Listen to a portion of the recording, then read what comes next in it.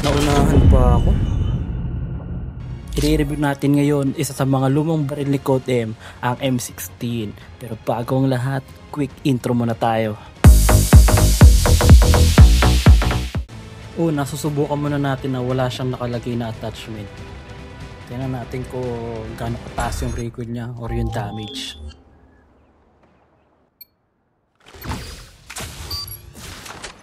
Ay, grabe yung fluctuation ng recoil.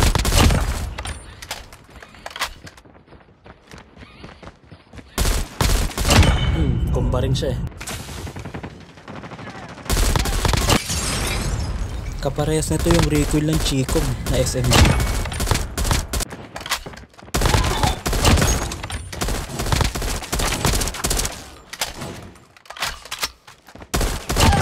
Recon ready for deployment.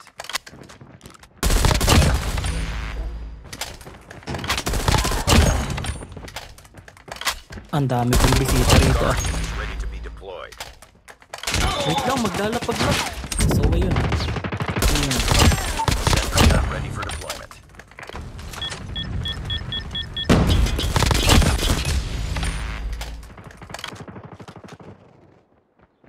Sentry gun Aray, deployed. alam ko nandyan ka pa. Pakita ka. Revenge. Ay, oh, nakagold pa. Our sentry gun has been destroyed. Uy, buhay pa.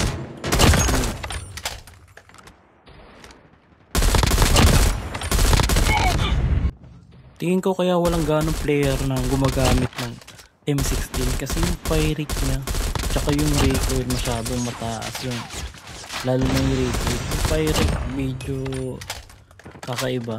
Para siyang Chicom talaga. So, okay naman yung damage niya. Standing by. Repeat. Try naman natin tong recommended na attachment galing to sa Gunsmith. Yan, yung ADSN control. Try natin yan.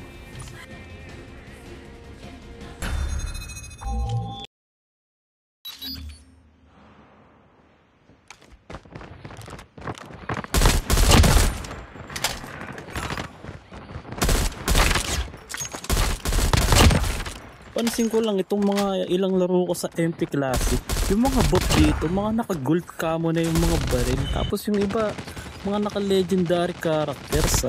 Tol.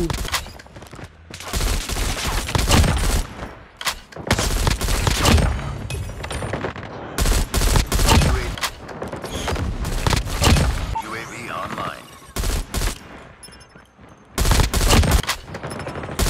Guard deployment. Sa gantong set ng attachment, naramdam ko talaga nag-improve yung ADS tsaka yung bilis niya sa pag-ADS. Mas naging accurate siya. Although, ang bigat nga lang talaga ng baril.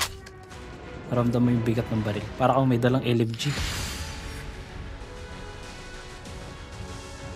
Try naman natin tayo yung magsiset ng attachment. Umpisahan natin dito sa may ano niya baril. Gamitin natin yung OWC Marksman. Tapos next natin yung muzzle niya. Hanapin natin yung may horizontal tsaka vertical recoil na control. Ah, ito. Okay na to. OWC ulit. Parang the best tong RTC. Pero OWC na tayo. Sa foregrip naman, yan, Ranger foregrip or tactical. Ito na lang, Ranger foregrip. Next, yung stock naman. Hanapin natin yung 8 flinch. Ito, pwede na tong MIP strike. Tingin ko mas okay to. Equip na natin. Next, ammunition. Tingin ko hindi na kailangan to. Doon na tayo sa mirror grip. Hanapin natin yan. Itong stripe, hindi rin. Rubberized grip to ang the best.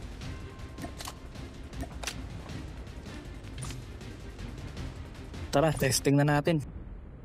Uy, yun lang. Nag-start na. May kalaban agad.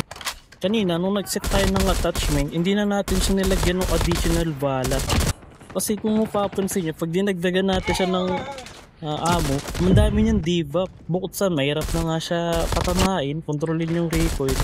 Kung karamihan naman ng bala, hindi tatama sa kalaban, tingin ko useless talaga. Usually, sa mga assault rifle na mayroong 30 na ammo, okay na yun. Pero kung 25 pababa, doon talaga siguro obligado ka magdagdag ng ammo. Pero usually sa mga ganun, mabababa yung fire rate. Pero heavy damage naman. ganitong attachment na ginawa natin, mas naging stable yung damage ng barrel. At the same time, dahil nag-focus din tayo sa may horizontal at vertical recoil, mas madali mo siyang makokontrol. Problema nga lang, kung hindi ka sanay sa iron sight, maninibago ka. Pero kung gusto mong palitan yung iron sight mo ng red dot, tanggalin mo yung rear grip. Tingin ko yun yung pwede mong ipalit dito sa attachment natin. And this is my overall opinion sa barrel ko na ito.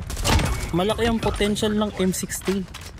Malaki ang potential mong matalo. Pero kung ang average accuracy mo naman is 20% mataas, magbe-benefit ka sa burst damage na meron to. Kung nakaabot ka man sa part ng video na ito, maraming salamat sa iyong panonood.